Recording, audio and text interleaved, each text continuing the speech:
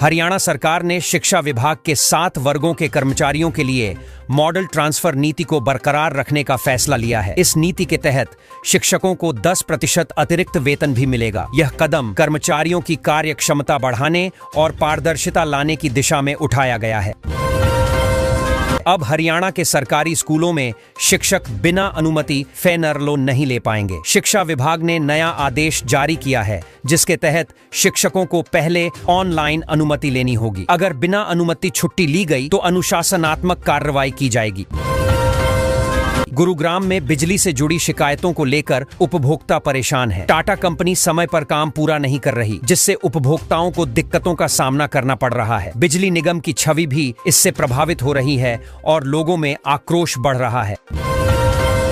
गुरुग्राम में स्वच्छता अभियान के तहत नगर निगम ने श्रमदान महाअभियान चलाया। इस दौरान अधिकारियों और स्थानीय नागरिकों ने मिलकर सफाई की और स्वच्छता का संदेश दिया। अभियान का मकसद शहर को स्वच्छ और स्वस्थ बनाना है। गुरुग्राम में जल्द ही 2 बड़े फ्लाईओवर बनने जा रहे हैं। यह फ्लाईओवर शहर के सबसे व्यस्त चौराहों पर बनाए जाएंगे, ताकि लोगों को जाम से राहत मिल सके। प्रोजेक्ट को लेकर प्रशासन ने तैयारियां शुरू कर दी हैं। हरियाणा में मौसम ने करवट बदल ली है। ठंड की दस्तक के साथ ही बारिश की संभावना जताई गई है। मौसम विभाग के अनुसार आने वाले दिनों में न्यूनतम तापमान में गिरावट होगी और लोगों को ठंड का एहसास होगा।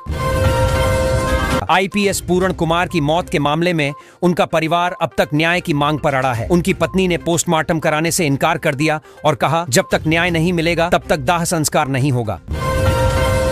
हरियाणा के मुख्यमंत्री नायब सिंह सैनी ने कहा कि चाहे कोई कितना भी ताकतवर क्यों न हो, इंसाफ जरूर मिलेगा। दलित आईपीएस अधिकारी की मौत के बाद उन्होंने निष्पक्ष जांच और दोषियों को सजा देने की बात कही। हरियाणा के दलित संगठनों ने चंडीगढ़ में महापंचायत बुलाई है। इसमें बड़ी संख्या में लोग जुटने की उम्मीद है। महापंचायत में आईपीएस पूरण कुमार केस पर सरकार से न्याय की मांग की जाएगी। हरियाणा में भीमसेना के लोग आईपीएस पूरण कुमार की मौत से गुस्से में हैं। उन्होंने सड़कों पर उतरकर प्रदर्शन किया और कहा कि अगर न्याय नहीं मिला तो हरियाणा की सांस रोक देंगे। वोट चोर गद्दी छोड़ो हस्ताक्षर अभियान में 8 पंचायतों के कांग्रेस कार्यकर्ता जुटे। कार्यकर्ताओं ने बीजेपी पर लोकतंत्र को कमजोर करने का आरोप लगाया और हस्ताक्षर अभियान के जरिए विरोध जताया। स्नातक चुनाव को लेकर बीजेपी ने अपनी टीम सक्रिय कर दी है। पार्टी नेताओं ने मीटिंग में रणनीति तैयार की और संभावित उम्मीदवारों पर चर्चा की। संगठन को बूथ स्तर तक मजबूत करने की बात कही गई। एनडीए सीट शेयरिंग पर आज बीजेपी की केंद्रीय चुनाव समिति की अहम बैठक होगी। इस बैठक में लोकसभा चुनाव 2025 को लेकर सीट बंटवारे का ऐलान संभव है। जेडीयू और एलजेपी के बीच तालमेल पर भी चर्चा होगी। हरियाणा में सेक्स रेशियो में सुधार देखने को मिला है। अब राज्य का सेक्स रेशियो 951 पहुंच गया है। वहीं 20 अवैध एमटीपी केंद्रों के लाइसेंस रद्द किए गए हैं, ताकि भ्रूण हत्या पर रोक लग सके। हरियाणा पुलिस का एक एएसआई अफीम की तस्करी करते पकड़ा गया है। यूपी पुलिस ने उसे 3 साथियों समेत गिरफ्तार किया। मामला सामने आने के बाद विभाग में हड़कंप मच गया और जांच शुरू कर दी गई है। गुरुग्राम में आरआरटीएस कॉरिडोर अब बावल तक विकसित किया जाएगा। पहले यह योजना धारूहेड़ा तक थी। पूरा प्रोजेक्ट 3 चरणों में पूरा होगा और इससे दिल्ली जयपुर रूट पर सफर आसान हो जाएगा। हिसार के गंगवा फुटबॉल ग्राउंड में राज्य ओलंपिक गेम्स 2025 के लिए ट्रायल्स हुए। प्रदेश भर से खिलाड़ियों ने भाग लिया और अपनी प्रतिभा दिखाई। चयनित खिलाड़ी राज्य स्तर पर मुकाबला करेंगे।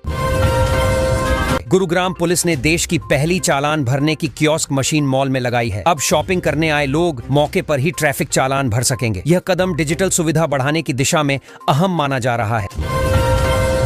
गुरुग्राम में नशे में बस ड्राइवर ने कई वाहनों को टक्कर मार दी। पुलिस ने जब उसे पकड़ा तो उसने हाथापाई की। बाद में आरोपी को गिरफ्तार कर लिया गया और मामला दर्ज किया गया। गुरुग्राम के कॉरपोरेट जगत के सदस्यों ने दौड़ते हुए 1150 किलो कचरा एकत्र किया। इस अनोखे कार्यक्रम का मकसद फिटनेस और स्वच्छता दोनों को बढ़ावा देना था। लोगों ने इसे सराहनीय पहल बताया। गुरुग्राम में अपशब्द कहने को लेकर विवाद हुआ, जिसमें 4 लोग घायल हो गए। एक व्यक्ति का पैर टूट गया और पुलिस ने मामले में जांच शुरू कर दी है। विवाद शराब के नशे में बढ़ा था। ऑपरेशन कर डॉक्टरों ने एक घुमंतु गाय के गले से 8 किलो का ट्यूमर निकाला। यह ऑपरेशन काफी जटिल था, लेकिन सफल रहा। अब गाय पूरी तरह स्वस्थ है और इलाज के बाद सामान्य रूप से खाना खा रही है। हरियाणा के एसएससी किसानों के लिए नई बागवानी विकास योजना शुरू की गई है। इस योजना के तहत अनुसूचित जाति के किसानों को बागवानी में प्रोत्साहन राशि और तकनीकी मदद दी जाएगी। सरकार चाहती है कि किसान फलों और सब्जियों की खेती कर अपनी आमदनी बढ़ाएं। आवेदन प्रक्रिया जल्द शुरू होगी। इंदिरा गांधी और कल्पना चावला पुरस्कार के लिए आवेदन शुरू हो गए हैं। इस योजना के तहत छात्राओं को 1,50,000 रुपए तक की राशि दी जाएगी। आवेदन की अंतिम तिथि 30 अक्टूबर रखी गई है। सरकार का उद्देश्य है कि राज्य की प्रतिभाशाली बेटियों को प्रोत्साहित किया जाए और उन्हें उच्च शिक्षा में मदद मिले। हरियाणा बिजली बोर्ड में 284 पदों पर भर्ती निकली है। इच्छुक उम्मीदवार ऑनलाइन आवेदन कर सकते हैं। इस भर्ती में तकनीकी और गैर तकनीकी दोनों पद शामिल हैं। आवेदन की प्रक्रिया और योग्यता की जानकारी आधिकारिक वेबसाइट पर उपलब्ध है। युवाओं के लिए यह एक सुनहरा अवसर है। गुरुग्राम के हयातपुर गांव में अवैध निर्माणों पर प्रशासन ने बड़ी कार्रवाई की। नगर निगम की टीम ने बुलडोजर चलाकर कई अवैध इमारतें ध्वस्त की। अधिकारियों ने बताया कि यह कार्रवाई नियमों के उल्लंघन और कब्जे की शिकायतों के बाद की गई है। आसपास सुरक्षा के लिए पुलिस बल भी तैनात रहा। गुरुग्राम में अब सड़क किनारे गाड़ियों को खड़ा करने वालों पर कार्रवाई होगी। ट्रैफिक पुलिस ने बाजार क्षेत्रों में अवैध पार्किंग को खत्म करने का अभियान शुरू किया है। शहर के प्रमुख मार्गों पर अब टोइंग वाहन तैनात किए गए हैं। उल्लंघन करने वालों से भारी जुर्माना वसूला जाएगा।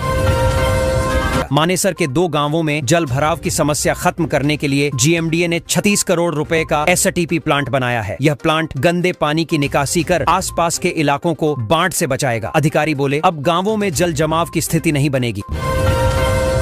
हरियाणा के स्कूलों में अब शिक्षकों की हाजिरी पर नजर रखी जाएगी। सरकारी स्कूलों में आने जाने का डिजिटल रिकॉर्ड रखना अनिवार्य होगा। यह सिस्टम शिक्षकों की उपस्थिति और समय पालन सुधारने के लिए लागू किया गया है। शिक्षा विभाग का कहना है कि इससे शिक्षण प्रक्रिया में पारदर्शिता बढ़ेगी।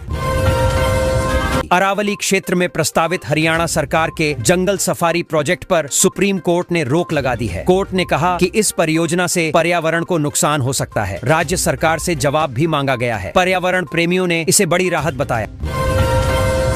हरियाणा में मौसम बदल गया है और सर्दी की दस्तक शुरू हो गई है। सुबह और शाम के तापमान में गिरावट दर्ज की जा रही है। मौसम विभाग ने बताया कि अगले कुछ दिनों में ठंड और बढ़ सकती है। किसानों को अपनी फसलों की सुरक्षा के लिए सलाह दी गई। गुरुग्राम के NH 48 पर लागू की गई नई यातायात व्यवस्था पहले ही दिन फेल हो गई। वाहनों की लंबी कतारें लग गईं और यात्रियों को परेशानी झेलनी पड़ी। प्रशासन ने कहा कि व्यवस्था में सुधार के लिए सुझावों पर काम किया जा रहा है।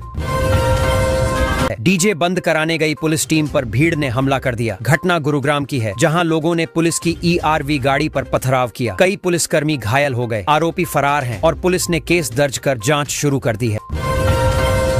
गुरुग्राम प्रशासन ने दिवाली से पहले शहर को चमकाने की तैयारी तेज कर दी है। सड़कों की मरम्मत, लाइटिंग और सफाई का काम चल रहा है। नगर निगम ने कहा है कि इस बार शहर को पूरी तरह स्वच्छ और रोशन बनाया जाएगा। नागरिकों से भी सहयोग मांगा गया है। गुरुग्राम के स्कूलों में छात्रों को तंबाकू सेवन न करने की शपथ दिलाई गई। यह अभियान स्वास्थ्य विभाग और शिक्षा विभाग के संयुक्त प्रयास से चलाया गया। अधिकारियों ने कहा कि बच्चों में स्वास्थ्य के प्रति जागरूकता बढ़ाना जरूरी है।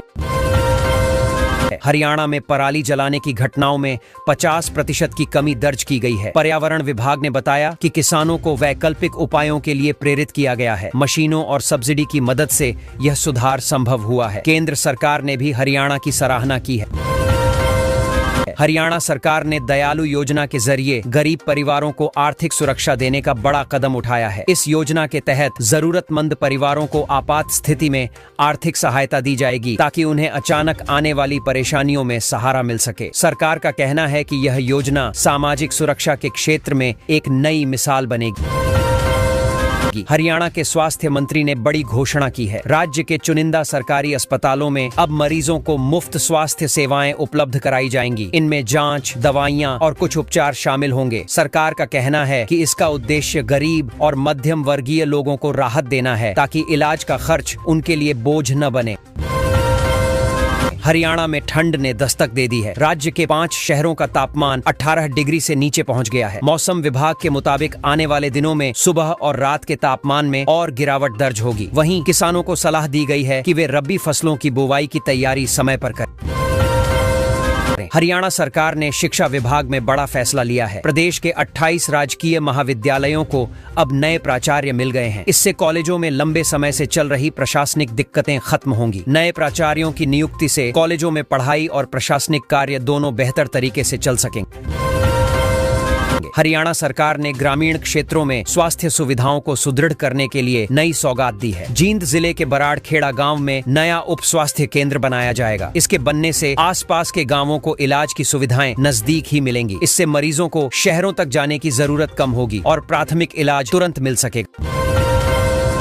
रेवाड़ी जिले की महिलाओं के लिए सरकार ने बड़ा तोहफा दिया है। 74 महिलाओं को विशेष अनुदान योजना का लाभ मिलेगा। सामान्य वर्ग के मुकाबले अनुसूचित जाति की महिलाओं को 2.5 गुना अधिक अनुदान दिया जाएगा। सरकार का लक्ष्य है कि महिलाएं स्वरोजगार शुरू कर आत्मनिर्भर बन सकें और ग्रामीण अर्थव्यवस्था को मजबूती मिले। हरियाणा के विभिन्न जिलों में अब पेड़ काटने से पहले परमिशन लेना जरूरी होगा। सरकार ने पर्यावरण संरक्षण को ध्यान में रखते हुए यह नियम लागू किया है। कुछ जिलों में यह व्यवस्था तत्काल प्रभाव से लागू की गई है। बिना अनुमति पेड़ काटने पर सख्त कार्रवाई की जाएगी ताकि हरियाली और पारिस्थितिक संतुलन बरकरार रहे। हरियाणा में तहसीलों को हाईटेक बनाने की प्रक्रिया शुरू हो गई है। पहले चरण में चुनिंदा तहसीलों में डिजिटल सिस्टम लगाए जाएंगे। अब जमीन से जुड़ी फाइलें और रिकॉर्ड ऑनलाइन अपडेट होंगे। इससे लोगों को लंबे समय तक दफ्तरों के चक्कर नहीं लगाने पड़ेंगे और काम पारदर्शिता के साथ तेजी से पूरे होंगे। हरियाणा के भैंसे गांव के विधायक ने किसान मेले में चैंपियन का खिताब जीतकर सबको चौंका दिया। उन्होंने कृषि उत्पादों की श्रेणी में बेहतरीन प्रदर्शन किया। इस जीत से किसानों में उत्साह बढ़ा है। विधायक ने कहा कि मेहनती किसान ही देश की रीढ़ हैं और उन्हें हर संभव मदद देना हमारी जिम्मेदारी है।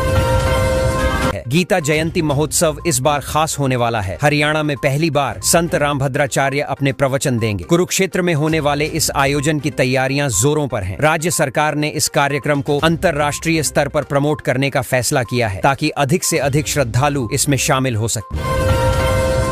हरियाणा आईपीएस सुसाइड केस में बड़ा अपडेट आया है। आज पोस्टमार्टम की प्रक्रिया पूरी होने की उम्मीद है। एसआईटी ने जांच तेज कर दी है और इसमें वरिष्ठ अधिकारियों को शामिल किया गया है। परिवार और पुलिस दोनों पक्षों के बयान दर्ज किए जा रहे हैं ताकि सच्चाई जल्द सामने आ सके।